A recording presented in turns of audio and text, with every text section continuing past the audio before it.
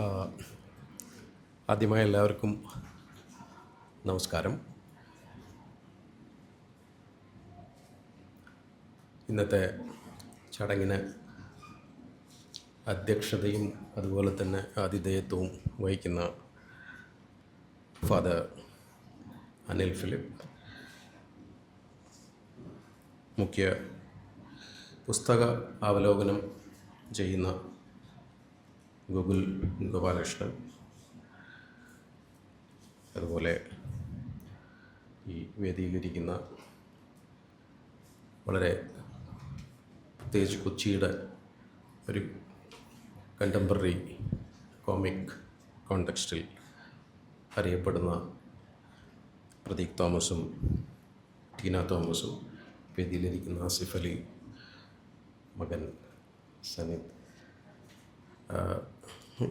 പ്രത്യേകിച്ച് ചവറ കൾച്ചറൽ സെൻറ്ററിൽ ഈ പരിപാടി നടത്തുന്നു എന്ന് പറഞ്ഞപ്പോൾ വലിയ സന്തോഷം തോന്നിയിരുന്നു. കാരണം കുറേ വർഷങ്ങൾക്ക് മുമ്പ് കേരളത്തിൽ പ്രശസ്ത എഴുത്തുകാരനായ ആനന്ദിൻ്റെ ഒരു ലെക്ചർ അന്ന് റോബിനച്ചനാണ്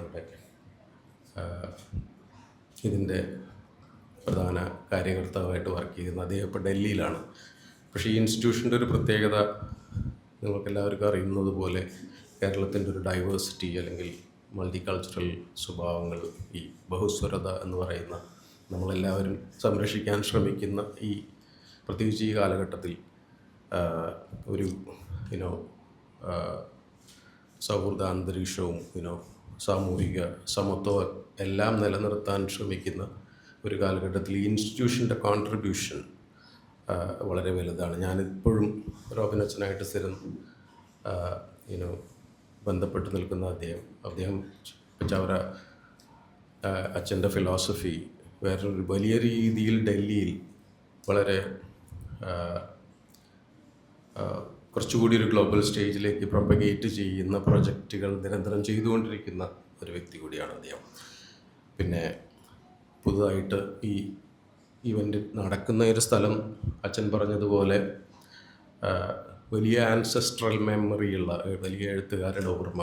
കേരളത്തെ സംബന്ധിച്ചിടത്തോളം എഴുത്തുകാർ വലിയ രീതിയിൽ നമ്മുടെ സമൂഹത്തിൽ സാംസ്കാരിക ഇടപെടലുകൾ നടത്തുകയും അവരിലൂടെ പുതിയ ലോകത്തെ അറിയുകയും പുതിയ ഭാഷ മനസ്സിലാക്കുകയും ചെയ്യുന്ന ഒരു പ്രത്യേക ഒരു നോളജ് സെൻട്രിക് ആയിട്ടുള്ളൊരു സമൂഹം എന്നുള്ള രീതിയിൽ ഈ പുസ്തക പ്രകാശന ചടങ്ങ് ഒരു ലൈബ്രറിയിൽ നടക്കുന്നത്, അതും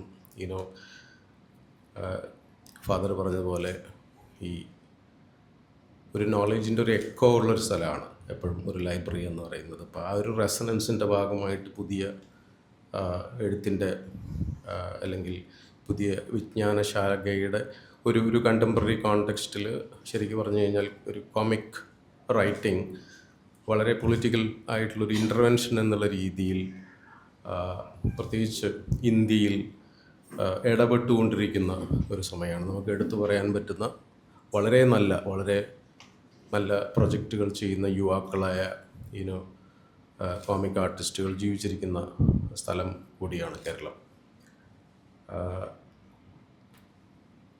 എൻ്റെ ഒരു ആദ്യത്തെ കേരളത്തിലേക്ക് തിരിച്ചു വന്ന് 2010-11 കാലഘട്ടത്തിൽ, ഇപ്പോൾ 92 ബോംബെയിൽ പോയതിന് ശേഷം ഇവിടെ തിരിച്ചു വന്നിട്ട് ഞാൻ ആദ്യം ക്യൂറേറ്റ് ചെയ്ത ഒരു പ്രൊജക്റ്റ് എന്ന് പറയുന്നത് കാശി ആർട്ട് കഫേയിൽ വരവഴി എന്ന് പറയുന്നൊരു പ്രൊജക്റ്റാണ്.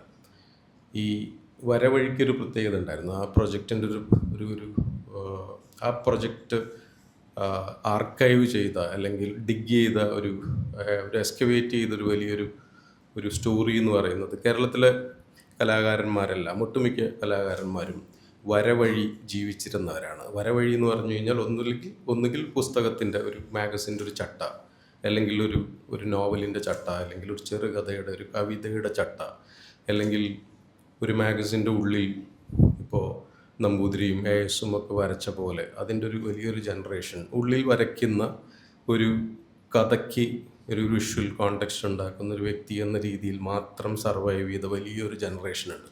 ഞാൻ നമ്പൂരി സാറൊക്കെ ആയിട്ടൊക്കെ ഇതിനെക്കുറിച്ചിട്ടൊക്കെ സംസാരിച്ചപ്പോൾ പറഞ്ഞിട്ടുള്ള വെച്ച് കഴിഞ്ഞാൽ അത്രയേ ഉള്ളൂ എന്നാണ് പറയുക. നമുക്ക് കിട്ടുന്ന ഒരു പക്ഷേ ഇന്ത്യൻ കണ്ടംപററി ആർട്ടിൻ്റെ കോണ്ടെക്സ്റ്റിൽ നമ്മൾ കൗണ്ട് ചെയ്യുമ്പോൾ കേരളത്തിലെ ഏറ്റവും പ്രധാനപ്പെട്ട കലാകാരൻ ആരാണെന്ന് ചോദിച്ചു കഴിഞ്ഞാൽ നമ്മളെപ്പോഴും ഈ പ്രത്യേകിച്ച് ഒരു ഇന്ത്യൻ ഒരു അല്ല ഇപ്പോൾ കേരളത്തിൻ്റെ ഒരു കണ്ടംപററി ആർട്ട് വിഷ്വൽ ആർട്ട് കോണ്ടെക്സ്റ്റിൽ ഒരു സമയത്ത് നമ്മൾ രവിവർമ്മയെ പറയുന്നതിന് മുൻപ് നമ്മൾ നമ്പൂതിരിയുടെ പേര് പറഞ്ഞു തുടങ്ങിയിരുന്നു. അപ്പോൾ അത്രയും ആ വളരെ ലീനിയറായിട്ടുള്ള ഒരു വരകൾ മാത്രം വരച്ചിരുന്ന വളരെ ചുരുക്കം പെയിൻറ്റിങ്ങുകൾ അദ്ദേഹം ചെയ്തിട്ടുണ്ട്. പക്ഷേ ആ ഇല്ലസ്ട്രേഷൻ ചെയ്തിരുന്ന വ്യക്തിയെയാണ് കേരളത്തിൻ്റെ ഒരു ആസ്ഥാന കലാകാരനാക്കുന്ന രീതിയിൽ അങ്ങനെ ഒരു ട്രാൻസ്ഫർമേഷൻ. അതിൻ്റെ പലപ്പോഴും എനിക്ക് തോന്നിയിട്ടുള്ളത് ആ എഴുത്തും വരയും ഒരുമിച്ച് വരുമ്പോൾ ആ ഒരുമിച്ച് ക്യാരി ചെയ്യുന്ന ആ ഒരു ഇമോഷൻ്റെ ഒരു സ്ട്രെങ്ത്താണ്. പിന്നെ അത് എനിക്ക് കുറേ കൂടി ഇഷ്ടമുള്ളൊരു കലാകാരൻ AS ആണ്, ഒരു ഇല്ലസ്ട്രേറ്റേഴ്സ് എന്നുള്ള രീതിയിൽ. പക്ഷേ വളരെ വ്യത്യസ്തമായി ഇന്നും ഇപ്പോൾ കേരളത്തിലിറങ്ങുന്ന നോവലുകളുടെയും ചെറുകഥകളുടെയും കവിതകൾക്കൊക്കെ വളരെ ബ്യൂട്ടിഫുള്ളായിട്ട് ഇപ്പോൾ ഇല്ലസ്ട്രേഷൻ ചെയ്യുന്നത് കാണാൻ വേണ്ടിയിട്ട് മാഗസിൻ ഞാനൊരു സമയത്ത് മേടിക്കാറുണ്ടായിരുന്നു. ഒരു അത്രയും ആർട്ടിനോടുള്ള താല്പര്യം കൊണ്ട്, കഥ വായിക്കുന്ന താല്പര്യത്തേക്കാൾ കൂടുതൽ.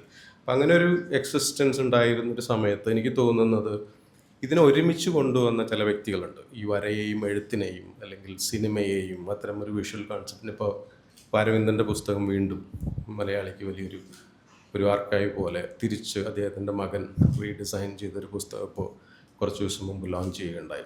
ഇതേ സംഭവം തന്നെയാണ് എനിക്ക് തോന്നുന്നത് OV വിജയൻ വേറെ രീതിയിൽ കൊണ്ടുവരുന്നത്. അപ്പോൾ ഞാൻ നേരത്തെ പറഞ്ഞ ഈ എക്സിബിഷനിൽ ചെയ്തൊരു ആർക്കൈവിംഗ് എന്ന് പറയുന്നത് കേരളത്തിൻ്റെ ഇത്തരം ഈ ഒരു സൈറ്റിലേക്ക് തിരിച്ചു പോകുന്ന ഒരു പദ്ധതിയാണ്. അപ്പോൾ ആ പദ്ധതിയിലൂടെ ഈ വലിയൊരു ആർട്ട് എക്സിബിഷൻ ചെയ്യുന്നതിന് മുന്നിലേക്ക് കേരളം എങ്ങനെയാണ് വരയിലൂടെയും എഴുത്തിലൂടെയും ഒരു സോഷ്യോ പൊളിറ്റിക്കൽ കോണ്ടെക്സ്റ്റിൽ എൻഗേജ് ചെയ്തിരുന്നതിൻ്റെ എനിക്ക് തോന്നുന്ന ഒരു ആർട്ടിൻ്റെ ഒരു പ്രിഫേസ് പോലെയുള്ളൊരു എക്സിബിഷനായിരുന്നു അത്.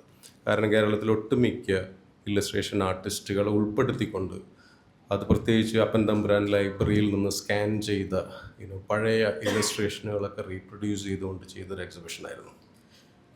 അതാണ് എൻ്റെ ഈ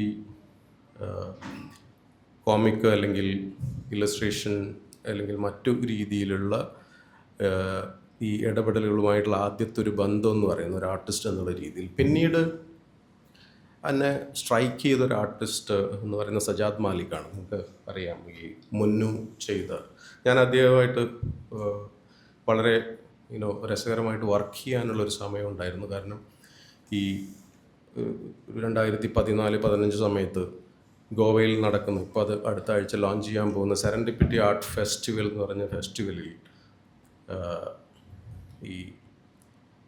ഞാനൊരു പുതിയൊരു സർവേ പ്രോജക്റ്റ് ഇൻട്രൊഡ്യൂസ് ചെയ്തിരുന്നു. അപ്പോൾ അത് ഒരു ട്രാവൽ, നമ്മൾ ആർട്ടിസ്റ്റ് എന്നുള്ള രീതിയിൽ, ക്യൂറേറ്റർ എന്ന രീതിയിൽ ട്രാവൽ ചെയ്തുകൊണ്ട് ഇപ്പോൾ ഇന്ത്യയുടെ വിവിധ ഭാഗങ്ങൾ, അല്ലെങ്കിൽ നേപ്പാൾ, ഭൂട്ടാൻ, ശ്രീലങ്ക, അഫ്ഗാനിസ്ഥാൻ, ബംഗ്ലാദേശ്, മ്യാൻമാർ, പിന്നെ പാകിസ്ഥാനിലേക്ക് പോകാൻ പറ്റാറില്ല, പക്ഷേ വേറൊരു രീതിയിൽ ഡിജിറ്റലി ഓൺലൈൻ സർവേ ചെയ്യായിരുന്നു. പക്ഷേ അന്ന് നമ്മൾ ആ ഒരു യങ്സ്റ്റേഴ്സിൻ്റെ ഒരു കൺസേൺ, ഇപ്പോൾ നമ്മുടെ ഒരു സബ് കോണ്ടിനെൻ്റ് എന്ന് പറയുമ്പോൾ പ്രത്യേകിച്ച് സബ് കോണ്ടിനെൻറ്റിൽ നിന്ന് എമർജ് ചെയ്യുന്നൊരു ഭാഷയുടെ ഒരു സ്വഭാവം എടുത്ത് നോക്കുമ്പോൾ ഏറ്റവും രസകരമായിട്ട് വർക്ക് ചെയ്തിരുന്ന കുറേ ആർട്ടിസ്റ്റുകൾ ഉപയോഗിച്ചിരുന്നൊരു ടൂളാണിത്, ഈ കോമിക് അല്ലെങ്കിൽ ഇല്ലസ്ട്രേഷൻസ് അല്ലെങ്കിൽ സ്റ്റോറി ടെല്ലിംഗ് എന്ന് പറയുന്ന സാധനം. കാരണം ഈ നമ്മുടെ ചുറ്റുവട്ടത്തുള്ള രാജ്യങ്ങൾ വളരെ കോൺഫ്ലിക്റ്റിംഗ് ആയിട്ടുള്ളൊരു സൈറ്റാണ്. കാരണം ഇപ്പോൾ വയലൻസും റിലീജിയസ് കോൺഫ്ലിക്റ്റുകളും വേറൊരു രീതിയിലുള്ളൊരു പോളറൈസേഷനുകളും. അപ്പോൾ പല രീതികളിലും നമ്മൾ അവരുടെ ആർട്ട് കാണുമ്പോൾ അവരിൽ നമ്മളൊരു സിമിലാരിറ്റി കാണാറുള്ളത് ഒരു ഐക്യദാർഢ്യത്തിന് വേണ്ടിയിട്ട് ചെയ്യുന്ന ഒരു ആർട്ട് പ്രാക്ടീസിൻ്റെ ഒരു റിഫ്ലക്ഷൻ ഭയങ്കരമായിട്ട് കാണുമായിരുന്നു. അപ്പോൾ അതിൽ എനിക്ക് തോന്നുന്നു ഏറ്റവും നന്നായിട്ട് വർക്ക് ചെയ്യുന്ന ഒരു ആർട്ടിസ്റ്റ് എന്നുള്ള രീതിയിൽ ഇപ്പോൾ സജാദ് മാലിക്കിൻ്റെ വർക്ക് നമുക്ക് എടുത്ത് പറയാവുന്നൊരു സംഭവമാണ്. പിന്നെ ഇപ്പോൾ ഈ കേരളത്തിൽ എനിക്ക് തോന്നുന്നത് ഈ അടുത്ത കാലത്തായിട്ട് ഞാൻ വേറൊരു രീതിയിലൊരു ക്രിട്ടിക്കൽ അനാലിസിസിൻ്റെ ഭാഗമായിട്ട് പറയുന്നതാണ്, ഈ ഒരു അസിമിലേഷൻ, ഈ റൈറ്റേഴ്സും അതുപോലെ തന്നെ ഈ ഇല്ലസ്ട്രേഷൻ്റെ ഒരു കപ്പാസിറ്റിയുള്ള ആ ഒരു സ്റ്റോറി ടെല്ലിങ്ങിൻ്റെ കപ്പാസിറ്റിയുള്ള ആളുകളുടെ ഒരു റിവൈവൽ വേറൊരർത്ഥത്തിൽ നടക്കുന്നുണ്ട്. അതൊരു പ്രിൻറ്റിങ് എന്ന് പറയുന്നൊരു മെത്തേഡിലൂടെ മാത്രമല്ല അത് വരുന്നത്, വളരെ ആക്റ്റീവായിട്ടുള്ള ഒരു സോഷ്യൽ മീഡിയ സ്പേസിലൂടെ, ഇൻസ്റ്റഗ്രാമിലൂടെ വളരെ ഇൻട്രാക്റ്റീവായിട്ടുള്ള, നമുക്ക് മനസ്സിലാവാത്ത ഒരു പ്രത്യേക യോൺറയായിട്ട് നിന്നിരുന്ന ഒരു ആർട്ട് പ്രാക്ടീസ് വളരെ രസകരമായിട്ടുള്ള ഒരു എൻട്രി യുനോ ഇപ്പോൾ എൻ്റെ ഒരു വളരെ ബേസിക് ആയിട്ടുള്ള ചില ഒബ്സർവേഷൻസ് ആണ്. ഇപ്പോൾ ഞാൻ ചില കോമിക് ആർട്ടിസ്റ്റുകളുമായിട്ട് കൊലാബറേറ്റ് ചെയ്ത് വർക്ക് ചെയ്തുകൊണ്ടിരിക്കുന്ന ഒരാളാണ്. പിന്നെ കഴിഞ്ഞ വർഷം ഇപ്പോൾ കൊച്ചിയിൽ ചെയ്ത സീ എ ബോയിലിംഗ് വെസൽ, ഈ കടൽ തിളയ്ക്കുന്ന ചെമ്പാണ് എന്ന് പറയുന്ന ഒരു പ്രൊജക്റ്റിലും മട്ടാഞ്ചേരിയെക്കുറിച്ചിട്ടൊരു ഒരു ഒരു ഒരു നറേറ്റീവ് അതിനെ ചെയ്ത കലാകാരൻ സുനിൽ നമ്പു അതിനെ ടൈറ്റിൽ ചെയ്തിരുന്നത് മെറ്റാഞ്ചേരി എന്നാണ്. അപ്പോൾ അതിലെ ഒരു മെറ്റഫർ, ഏത് രീതിയിലാണ് നമ്മൾ ഉപയോഗിക്കുന്ന ഭാഷ കൈകാര്യം ചെയ്യുന്ന, അല്ലെങ്കിൽ നമ്മുടെ ജീവിത സാഹചര്യങ്ങൾ ഒരു ഒരു ഒരു ഒരു ഡിജിറ്റൽ കൺഫ്രണ്ടേഷൻ്റെ ഭാഗമായി മാറുന്നത് എന്നുള്ള അത്തരം ഒരു മീനിങ്ങും, അതോടൊപ്പം തന്നെ കൊച്ചിയുടെ അല്ലെങ്കിൽ മട്ടാഞ്ചേരിയുടെ ഒരു പ്രാചീന ചരിത്രം ക്യാരി ചെയ്യുന്ന ഒരു ഭാഷയാക്കാൻ വേണ്ടിയിട്ട് അതിന് ഭയങ്കരമായിട്ട് സാധിച്ചിരുന്നു. ഇത്തരം ചില എക്സ്പീരിയൻസുകളാണ് എനിക്ക് ഇതുമായിട്ട് ഇപ്പോൾ കോമിക് ഫോളോ ചെയ്യുന്ന നമ്മളെല്ലാവരും വളരെ ചെറുപ്പത്തിൽ നമ്മൾ കഥ വായിക്കാൻ പഠിച്ചത് കോമിക്കുകൾ വായിച്ചിട്ടാണ്. പക്ഷെ അതൊരു സമയത്ത് നമ്മൾ ഇത് പോരാ എന്ന് പറഞ്ഞിട്ട് നമ്മളത് മാറ്റി വെച്ചിട്ട് നമ്മൾ മുന്നോട്ട് പോകുമ്പോൾ നമ്മൾ ടെക്സ്റ്റ് മാത്രം വായിക്കുന്നവരാകുന്നുണ്ട്. അതിൻ്റെ ഇടയിലേക്കുള്ളൊരു ഇൻ്റർവെൻഷനൊക്കെ ആയിട്ടാണ് എനിക്ക് തോന്നുന്നത് നമ്മളിപ്പോഴും അരവിന്ദനും അതുപോലെ തന്നെ ഇപ്പോൾ ഒ.വി. വിജയനായാലും ഇപ്പോൾ കാർട്ടൂണിസ്റ്റുകൾ, നമ്മൾ വളരെ പ്രശസ്തരായ കാർട്ടൂണിസ്റ്റുകൾ, അവരെ കാർട്ടൂൺ കാണാൻ വേണ്ടിയിട്ട് നമ്മൾ രാവിലെ ആദ്യം പത്രം എടുത്ത് നോക്കുന്നത്. മാത്രമായ ഒരു വിഷ്വൽ സെൻസിബിലിറ്റി നമ്മൾ ആഗ്രഹിക്കുന്ന ഒരു ഒരു ഒരു ഒരു സമയം കൂടിയാണെന്ന് എനിക്ക് തോന്നുന്നു. ഈ പുസ്തകത്തെക്കുറിച്ചിട്ട് ഇപ്പോൾ ഗൂഗിൾ വളരെ ഇലാബറേറ്റ് ആയിട്ട് സംസാരിക്കും, പക്ഷേ ചെറിയ ഒന്ന് രണ്ട് കാര്യങ്ങൾ പറയാമെന്ന് തോന്നി. കാരണം വളരെ പേഴ്സണലായിട്ടുള്ള ബന്ധങ്ങളുള്ള, ഇപ്പോൾ രക്തബന്ധമുള്ള ആളുകൾ എഴുതിയ ഇടപെട്ട ഒരു കഥ എന്നുള്ള രീതിയിൽ എനിക്ക് സനിതും അതുപോലെ തന്നെ റമീസോ ഒരുമിച്ച് വർക്ക് ചെയ്യുന്നതിൽ വലിയൊരു സന്തോഷം തോന്നിയൊരു വ്യക്തിയാണ് ഞാൻ. അത് കാരണം തുടക്കം മുതലേ സനിതിനൊരു ചെറിയ കുട്ടി എന്നുള്ള രീതിയിൽ ഒരു നന്നായിട്ട് വായിക്കുകയും പുസ്തകം വായിക്കുന്ന അതൊരു പാരൻ്റൽ ട്രഡീഷൻ കൂടിയാണ്. അപ്പോൾ വലിയ ആദ്യത്തെ കഥ എഴുതിയിട്ടുള്ള ആൾ നന്നായിട്ട് പുസ്തകം വായിക്കുന്ന ആളായിരുന്നു. കാരണം ഞങ്ങളുടെ നാട്ടിലുള്ള എട്ടുമന വായനശാല എന്ന് പറയുന്നത് ഒരു 70, 80, 100ഓളം വർഷം പഴക്കമുള്ള ഒരു ലൈബ്രറിയാണ്. അപ്പോൾ എൻ്റെ മൂത്ത ജ്യേഷ്ഠന്മാരൊക്കെ വലിയതാക്കി കൊണ്ടിട്ട് പുസ്തകങ്ങൾ എടുക്കാൻ പോകുന്നത്, അപ്പോൾ അവരുടെ വേറൊരു രീതിയിലൊരു റിട്ടേൺ ഓഫ് ഇപ്പോൾ ഇത്തരം പുസ്തകങ്ങളിലൂടെ സംഭവിക്കുന്നത് വെച്ച് കഴിഞ്ഞാൽ ഇത്തരം ഒരു കൊലാബറേറ്റീവ് പ്രോസസ്സ് നടക്കുന്ന കാരണം കൊണ്ട് ഒരു ചെറുകഥ പബ്ലിഷ് ചെയ്യുന്നതിന് മുന്നോടിയായിട്ട്, അല്ലെങ്കിൽ ഒരു പുസ്തകം പബ്ലിഷ് ചെയ്യുന്നതിന് മുന്നോടിയായിട്ട് പറയാൻ ആഗ്രഹിച്ചൊരു കഥ ഒരു ഇല്ലസ്ട്രേഷനിലൂടെ ആദ്യം പ്ലേസ് ചെയ്യുന്ന ഒരു നല്ലൊരു രസകരമായിട്ടുള്ളൊരു സാധ്യതയാണത്. കാരണം അതിലൂടെ ആ കഥയുടെ ഒരു നൊസ്റ്റാൾജിയുടെ ഒരു ബംഗ്ലാവ്, ഒരു മെമ്മറി, ഒരു പെർട്ടിക്കുലർ ഒരു ജോലിയുടെ ഭാഗമായിട്ട് ട്രാൻസ്ഫർ ചെയ്തു പോകുന്ന ഒരു പ്രത്യേക കുടുംബത്തിൻ്റെ ഒരു കഥ മാത്രമല്ല, അത് ഒരു വ്യക്തിയിൽ പണ്ടുണ്ടായിരുന്ന ഒരു കൾട്ടിവേറ്റ് ചെയ്തിരുന്ന ഒരു കൾച്ചർ, ഒരു റീഡിങ് ഹാബിറ്റ്, അതിൻ്റെ ഒരു തിരിച്ചുവരവ് സ്വന്തം മകൻ്റെ വേറൊരു രീതിയിലുള്ളൊരു എക്സസൈസിലൂടെ. എനിക്ക് തോന്നുന്നത് ഞാൻ വേറൊരു രീതിയിൽ ഇതിനെ കാണാൻ ശ്രമിക്കുന്നത് വെച്ച് കഴിഞ്ഞാൽ, ഇതിൽ വായിച്ച പല കഥകളും കാണുമ്പോൾ ഇന്നത്തെ നമ്മുടെ കാലഘട്ടത്തിൽ കാണുന്ന ഒരു ഇൻട്രസ്റ്റ് ഓഫ് ഹിസ്റ്ററി, ഇപ്പോൾ എല്ലാ യൂണിവേഴ്സിറ്റികളിലും ഇൻസ്റ്റിറ്റ്യൂഷനുകളിലും ഏറ്റവും കൂടുതൽ റിസർച്ച് ചെയ്യുന്ന ടോപ്പിക്കായിട്ട് ചരിത്രം മാറിയിട്ടുണ്ട്. There is an interest towards excavation, ഒരു വേറൊരു രീതിയിലുള്ള ഇപ്പോൾ ഖനനമായിട്ട് ബന്ധപ്പെട്ടിട്ടുള്ള അത്തരമൊരു സയൻറ്റിഫിക് പഠനങ്ങളിലേക്ക്, അല്ലെങ്കിൽ അത് ചരിത്ര അവലോകനങ്ങളിലേക്ക്, ഒരു പ്രദേശത്തിൻ്റെ അതൊരു പൈതൃക പഠനങ്ങളിലേക്ക്, ലോക്കൽ ഹിസ്റ്ററികളിലേക്കൊക്കെ ഭയങ്കരമായിട്ടുള്ള ഒരു പെനിട്രേറ്റിംഗ് നോളജ്, പ്രത്യേകിച്ച് കേരളത്തിൽ ഇപ്പോൾ നമുക്ക് കുറച്ചുകൂടി ഫോക്കസ്ഡ് ആയിട്ട് പറഞ്ഞൊരു മലബാർ റീജിയനുകളിലൊക്കെ സ്റ്റുഡൻസിൻ്റെ ഒരു ക്യൂരിയോസിറ്റി എന്ന് പറയുന്നത് local history, maritime history, cultural history, trade റിലേഷൻഷിപ്പുകൾ, അതുപോലെ തന്നെ സ്പൈസ് ട്രേഡുകളുമായിട്ട് ബന്ധപ്പെട്ടുള്ള നരേറ്റീവുകൾ വളരെ ഡീപ്പായിട്ടുള്ള. അപ്പോൾ ഞാൻ കഴിഞ്ഞ കുറച്ച് നാൾ മുമ്പ് കൊണ്ടോട്ടിയിൽ ഈ സൂഫി ഫെസ്റ്റ് ചെയ്ത സമയത്ത് ഞാൻ കണ്ട ഒരു പെൺകുട്ടി, അവർ റിസർച്ച് ചെയ്യുന്നത് കത്തിക്കുത്ത് റാത്തീബിനെ കുറിച്ചിട്ടാണ്. അപ്പോൾ അത്രയും സ്പെഷ്യലൈസ്ഡ് ആയിട്ടുള്ള വേറൊരു സുഹൃത്തിനെ പരിചയപ്പെട്ടപ്പോൾ അദ്ദേഹം റിസർച്ച് ചെയ്യുന്നത് ഈ മാജിക്കൽ റിയലിസത്തെ കുറിച്ചിട്ടാണ്. പക്ഷേ ഞാൻ ചോദിച്ചു വന്നപ്പോൾ നമ്മളുടെ മാർക്കേഴ്സിൻ്റെ മാജിക്കൽ റിയലിസം അല്ല, അല്ലെങ്കിൽ കേരളത്തിൽ എക്സിസ്റ്റ് ചെയ്യുന്ന ഒരു മാജിക്കൽ റിയലിസ്റ്റ് ടെൻഡൻസികളല്ല, അപ്പോൾ വിജയനിൽ കണ്ട സംഭവങ്ങളൊന്നുമല്ല. സ്വന്തം തങ്ങൾ കുടുംബത്തിലെ അവർ പേഴ്സണലി എക്സ്പീരിയൻസ് ചെയ്ത ചില മിറാക്കുലസ് നരേറ്റീവുകളിലേക്കാണ് അദ്ദേഹം പോകുന്നത്. അപ്പോൾ ഇങ്ങനെ കുറച്ച് നാൾ മുമ്പ് ഇതുപോലെ മലപ്പുറത്ത് ഒരു ഇൻസ്റ്റിറ്റ്യൂഷനിൽ വലിയൊരു കോൺഫറൻസ് നടക്കുന്നുണ്ട്. അത് 78ഓളം പേപ്പറുകളാണ് ലോക്കൽ ഹിസ്റ്ററിയിൽ PhD ചെയ്യുന്ന സ്റ്റുഡൻസുകൾ. അപ്പോൾ ഇത്ര ഒരു വളരെ വ്യത്യസ്തമായിട്ടുള്ള ഒരു കഥ പറയാനുള്ള, പ്രത്യേകിച്ച് കേരളത്തിൻ്റെ ചരിത്രം, മാരിടൈം ഹിസ്റ്ററി, കൾച്ചറൽ ഹിസ്റ്ററി പറയാനുള്ളൊരു ക്യൂരിയോസിറ്റി ഭയങ്കരമായിട്ട് ഡെവലപ്പ് ചെയ്തുകൊണ്ടിരിക്കുന്ന ഒരു സമയത്ത് കൂടിയാണ് നമ്മൾ ഇത്തരം പുതിയ പുസ്തകങ്ങളും ഇത്തരം പുതിയ കഥകളും അപ്പോൾ എനിക്ക് തോന്നുന്ന ഈ പണ്ട് എന്ന് പറയുന്നൊരു പുസ്തകം ഒരു മിക്സ് ഓഫ് ഒരു ഇമോഷൻസ്, അതിൽ 5 കഥകളും ഒരുമിച്ച് സഞ്ചരിക്കാൻ പറ്റുന്ന രീതിയിലുള്ള ഒരു ഡൈവേഴ്സ് മിക്സ് ഓഫ് നരേറ്റീവിൻ്റെ ഒരു സ്വഭാവം തോന്നിയപ്പം so I thought it's a good start for young publishing house.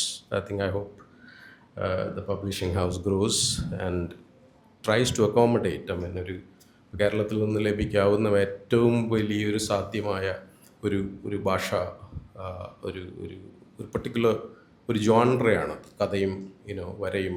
അതുപോലെ തന്നെ കാരണം നമ്മളുടെ ഇമേജറികൾ അത്രയും ഇൻട്രസ്റ്റിംഗ് ആണ്. അപ്പോൾ വലിയൊരു സാധ്യതയുള്ള ഒരു റൂട്ടായിട്ട്, പ്രത്യേകിച്ച് വിഷ്വൽ ആർട്ടിനോട് ഇച്ചിരി പ്രത്യേകം ഒരു താല്പര്യമുള്ള ഒരു വ്യക്തി എന്നുള്ള രീതിയിൽ I think it brings together.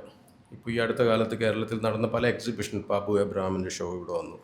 വേറൊരു രീതിയിലുള്ള, ഇപ്പോൾ നമ്മൾ കുറച്ച് ട്രാവൽ ചെയ്ത് കഴിഞ്ഞ് കഴിഞ്ഞാൽ ശങ്കറിൻ്റെ മ്യൂസിയത്തിൽ നമ്മൾ കാണുന്ന, ഇപ്പോൾ വേറൊരു രീതിയിലൊരു നമ്മൾ ശ്രദ്ധിക്കാതെ പോയിരുന്ന ചില ഇൻസ്റ്റിറ്റ്യൂഷനുകളും ഭാഷകളും മ്യൂസിയങ്ങളിലേക്കും ഇത്തരം ഈ ഒരു വിഷ്വൽ ആർട്ടിൻ്റെ ഒരു ട്രാൻസിഷനിലൂടെ നമുക്ക് വീണ്ടും നമ്മുടെ നോളജ് ഹിസ്റ്ററികളെ ഡിഗ് ചെയ്യാൻ പറ്റുമ്പോൾ പുതിയ ഒരു ഇമാജിനേറ്റീവ് പോസിബിലിറ്റി ഉണ്ടാവും എന്നാണ് എനിക്ക് പ്രത്യേകിച്ച് ഇത്തരം ചടങ്ങുകളിലൊക്കെ പങ്കെടുക്കുമ്പോൾ ഒരു ക്യൂറേറ്റോറിയൽ പോസിബിലിറ്റി എന്നുള്ള രീതിയിൽ എനിക്ക് തോന്നുന്നത്. ഇതുപോലെ ഈ പുസ്തകത്തിൻ്റെ മറ്റു സ്റ്റോറികൾ ചെയ്തിട്ടുള്ള, പ്രത്യേകിച്ച് ചവിട്ടുനാടകം, ബിഷപ്പിൻ്റെ ബംഗ്ലോ പോലെ തന്നെ ചവിട്ടുനാടകമായിട്ട് കുറച്ച് നാളായിട്ട് നമ്മൾ ഇടപഴകി. ഇപ്പോൾ KR സുനിലിൻ്റെ വർക്കുകൾ എക്സിബിറ്റ് ചെയ്യുകയും അതുപോലെ തന്നെ ആ പ്രദേശത്തുള്ള ആദ്യമായിട്ട് ഇപ്പോൾ ചവിടി ഫെസ്റ്റിവലും സംഭവങ്ങളൊക്കെ തുടങ്ങുന്നതിൻ്റെ ഭാഗമായിട്ട് വർക്ക് ചെയ്ത കാരണം കൊണ്ട് ആ കഥയിൽ ക്യാരി ചെയ്യുന്ന ആ വരയിൽ, അല്ലെങ്കിൽ അത് പറയാതെ പറയുന്ന ചില ഒരു കോസ്റ്റൽ ഇറോഷനായാലും, അതുപോലെ തന്നെ കേരളത്തിൻ്റെ വലിയൊരു സ്ട്രക്ചറിലുള്ള കോസ്റ്റൽ കമ്മ്യൂണിറ്റി സഫർ ചെയ്യുന്ന ആ ഒരു കടൽ ഉയർന്നു വരുന്നതിൻ്റെ പ്രശ്നങ്ങളും, വേറൊരു രീതിയിൽ ആ ഒരു കഥ, ഒരു എൻവിറോൺമെൻ്റൽ ക്രൈസിസ്, അതോടൊപ്പം തന്നെ ഇപ്പോൾ ഞാനത് ആ വർക്ക് ക്യൂറേറ്റ് ചെയ്യുന്ന സമയത്ത് എൻ്റെ മനസ്സിലുണ്ടായിരുന്നൊരു സംഭവം എന്ന് പറയുന്നത്, ഇത്രയും റിലീജിയസ്ലി ഇൻറ്റിമേറ്റ് ആയിട്ടുള്ളൊരു ആർട്ട് ഫോം ചെയ്യുന്ന കലാകാരന്മാർ പോലും കേരളത്തിൽ സഫർ ചെയ്യുന്ന ഒരവസ്ഥ നിലനിൽക്കുന്നുണ്ട്. അപ്പോൾ അതാണ് ശരിക്കും പറഞ്ഞു കഴിഞ്ഞാൽ ഈ പകുതി വെള്ളത്തിലൊക്കെ ഇറങ്ങി നിൽക്കുന്ന ഈ ചവിട്ടുനാടകം കലാകാരന്മാരുടെ ഫോട്ടോഗ്രാഫിലൂടെ KR സുനിൽ സംസാരിക്കാൻ ശ്രമിച്ചത്. പക്ഷേ ഈ സ്റ്റോറിയിലൂടെ ഇപ്പോൾ ആശാ തെരേസയും അതുപോലെ തന്നെ ജീവനാഥ് അവരൊരുമിച്ച് കൊണ്ടുവരുന്ന അതിലെ വരയും ഒക്കെയാണ് കുറച്ചുകൂടെ ഈ മൊത്തം പുസ്തകത്തിൽ ഒരു ഭയങ്കര ഒരു സിങ്ക്രണൈസിങ് ആയിട്ടുള്ള ഒരു ഡീപ്പർ നറേറ്റീവ് ഉള്ള ഒരു സ്റ്റോറിയായിട്ട് എനിക്ക് തോന്നിയത് ചവിട്ട് നാടകത്തിൻ്റെയാണ്. അതുപോലെ തന്നെ റിട്ടേൺ ടിക്കറ്റും ഉമ്മുമ്മയും ഒരു പ്രത്യേകതര അനുഭവമാണ് നമുക്കത് വായിക്കുമ്പോൾ ഉണ്ടാകുന്നത്. കാരണം നമ്മൾ പ്രത്യേകിച്ച് കേരളം പോലുള്ള ഇപ്പോൾ ചിലവർ കോണ്ടെക്സ്റ്റലൈസ് ചെയ്യുന്ന ഒരു കേരളത്തിലൊരു സമൂഹം വേറെ രീതിയിലൊരു വാർദ്ധക്യത്തിലേക്ക്, അല്ലെങ്കിൽ ഒരു ഓൾഡ് ഏജ് ഹോമിൻ്റെ ഒരു സൈറ്റിലേക്ക് പോകുന്ന, അവരെ പ്രൊട്ടക്റ്റ് ചെയ്യുന്നൊരു സമൂഹമായിട്ട്, അല്ലെങ്കിൽ സമൂഹത്തിൽ നിന്ന് വേറെ രീതിയിൽ അവർ പുറന്തള്ളപ്പെടുന്ന ഒരു അനുഭവങ്ങളൊക്കെ ചർച്ച ചെയ്യുന്നൊരു കാലഘട്ടത്തിൽ ഈ കഥയ്ക്കൊരു പ്രത്യേക പ്രത്യേകിച്ച് അതിൻ്റെ അവസാനം പ്രത്യേകിച്ച് ആ കോമിക് അവസാനിക്കുന്നത് എനിക്ക് ഭയങ്കര ഇൻട്രസ്റ്റിംഗ് ആയിട്ട് തോന്നി. അതുപോലെ തന്നെ ബ്രിഡ്ജും. ഞാനിത് ഒരുമിച്ച് പറയാനുള്ള കാരണം വെച്ച് കഴിഞ്ഞാൽ നമ്മൾ നിലത്ത് വയ്ക്കാതെ ഒരൊറ്റടിക്ക് വായിച്ച് തീർക്കാനുള്ള ചെറുപ്പവും അതുപോലെ തന്നെ ആ പുസ്തകത്തിൻ്റെ ഒരു രസകരമായിട്ടുള്ളൊരു ഡിസൈനും എനിക്ക് തോന്നുന്നു ആദ്യത്തെ ഒരു ബുക്ക് എന്നുള്ള രീതിയിൽ I think it needs special congratulation. So I stop here. Thank you so much for extending the invitation to do this, and it was a privilege. Thank you.